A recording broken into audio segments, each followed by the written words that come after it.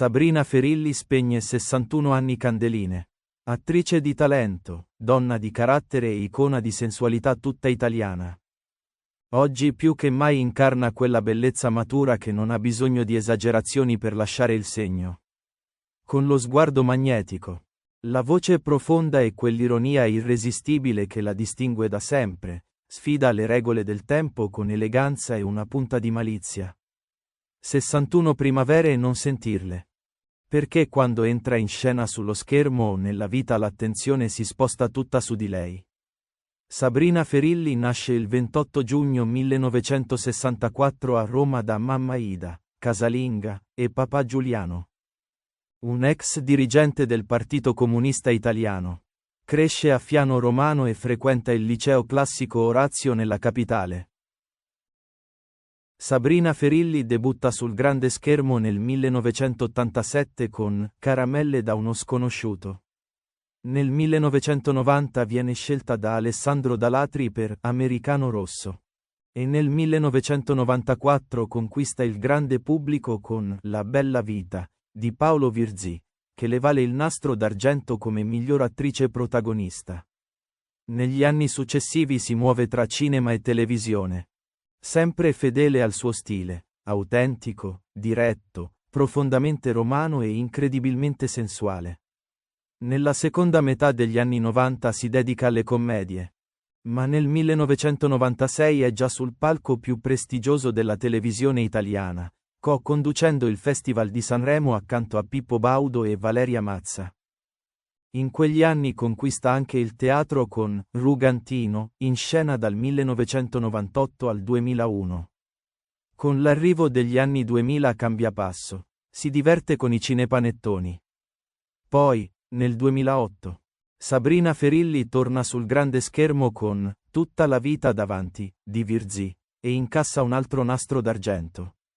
Nel 2013 entra nel mondo dei talent show. Prima con Amici e poi con Tu sì che vales.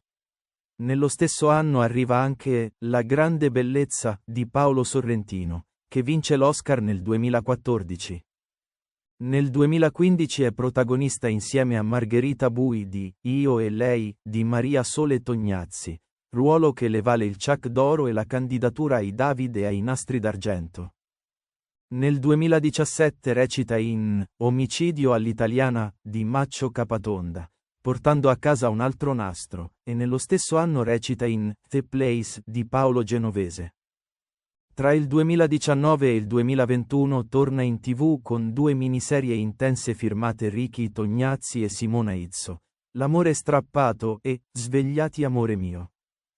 Nel 2000 Sabrina Ferilli posa per il celebre calendario del mensile Max e scatena un vero e proprio terremoto mediatico.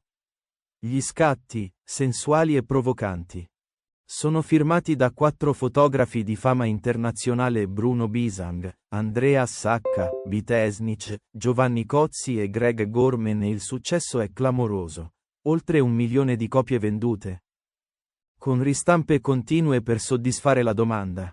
E da quel momento, entra ufficialmente nell'immaginario collettivo come una delle icone sexy italiane più amate.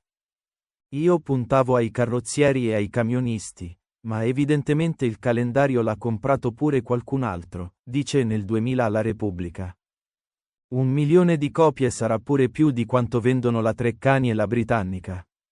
Anzi, potrei proporre all'Enciclopedia Britannica di allegare il mio calendario per unire l'utile al dilettevole. Dove l'utile, ovviamente, sono io, dice nello stesso anno a Panorama. Il 24 giugno 2001, per festeggiare lo scudetto appena conquistato dalla Roma.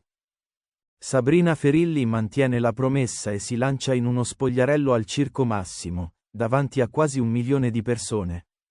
Sale sul palco con un abito rosso. Poi resta in sottoveste verde e infine in bikini color carne. Un momento iconico che rimane nella storia per i tifosi giallorossi. Anni dopo, nel 2017, racconta che tempo che fa. C'era Veltroni sindaco che mi chiamò perché la Chiesa faceva pressioni. Il Vaticano era agitatissimo ed è un reato spogliarsi in pubblico. Ma non solo. Ricevetti diffide e lettere di minacce di morte. Ammette nel 2024 a oggi è un altro giorno. Sabrina Ferilli si sposa 2 volte. La prima è nel 2003, quando si unisce con l'avvocato Andrea Perone. Ma il matrimonio dura solo 2 anni. Nel 2011 pronuncia il fatidico sì, in gran segreto a Parigi, con il manager Flavio Cattaneo. Si conoscono sul set di Dalida, quando lui è direttore generale della Rai. Da allora vivono una storia molto riservata, e raramente si mostrano in pubblico insieme, mantenendo la loro vita privata lontana dai riflettori.